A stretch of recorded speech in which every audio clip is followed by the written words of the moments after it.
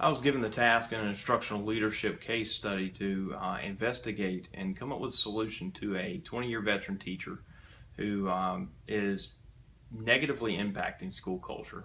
And she is resistant to any changes as far as academic programs or strategies to improve student learning. So what I would do as a principal or an administrator in her building, first thing, I looked at 5 different types of research to come up with potential answers for this case study. I looked at how do principals really improve schools, Marissa DeFore and Mike Mathos. I looked at How to Build Better Teacher by Ray Fisman. I looked at Bad Teachers Improving with the Help of Peers from Melinda Burns. I looked at Reaching the Unreachable, Improving the Teaching of Poor Teachers by Rick Rice, and The Cost of Bad Teachers by Tim Elmore. First thing I think of is coaching and mentoring. You have to be there with the teacher and help the teacher realize that these new strategies are for her benefit or for his benefit, and not just to do what the school was doing. Show the teacher the new strategies are something that's not impossible. Show the teachers that you're actually going to go to professional development with them based upon their needs through either their own self-evaluation or through observations you have done in their classroom, and actually say, this is what your needs are as far as instruction, and this is how we're going to address those needs. I will go to the professional development sessions with you. I will coach you. I will be a mentor. I will be in your classroom to help you implement these strategies to improve student learning and to improve student achievement instead of your class lagging behind the other classes.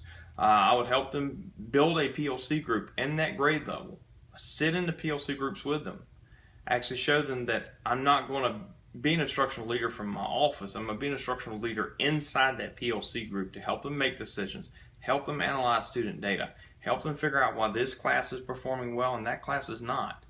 Help them actually come up with a unit plan or a way of instruction in her particular classroom or his particular classroom to improve student outcomes.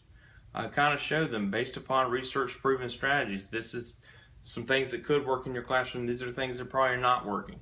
And obviously share data with them. Do walkthroughs that are not just based upon the teacher standards in North Carolina. Actually do a 3 or 5 minute walkthrough of their class to see what trends the teacher is implementing. See if there's any patterns to what they're doing that can be improved.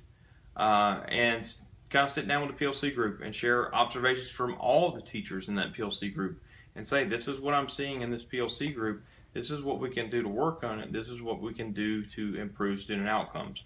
Provide that teacher, and collectively with other teachers in her grade level, a planning day or several planning days where they can plan out units together. They can plan out assessments. They can plan out their method of instruction for particular things students may be not getting, not understanding, and have them turn in materials that they create in those PLC planning days where they are proving that they've actually come up with something collectively to benefit student learning in the entire grade level and throughout the entire PLC group.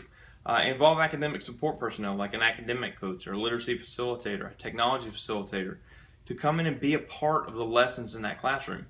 Model lessons, sit in there and help out with small groups. Show the teacher that they're not going to be able to work in isolation. They're not going to be able to sit in their classroom and continue to have a negative impact on student learning. Show them that there are personnel, there are people in the school, not just administrators, that are willing to help them plan out their instruction.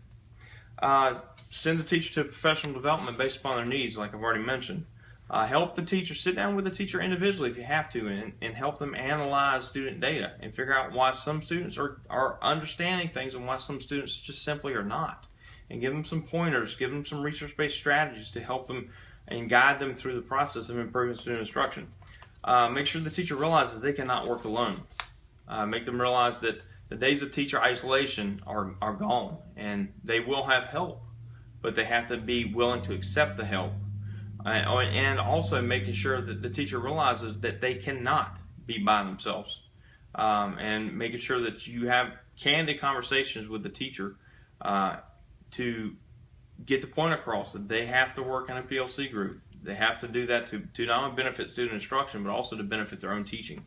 and kind of change the motivation system for the teacher from being the old kind of carrot and stick strategy to intrinsic motivation for the teacher. Realize that you're improving your instruction to benefit all the students, not just the students in your classroom, but the students throughout your entire PLC group, to improve student achievement, but also to improve the operation of the entire PLC group. Thank you.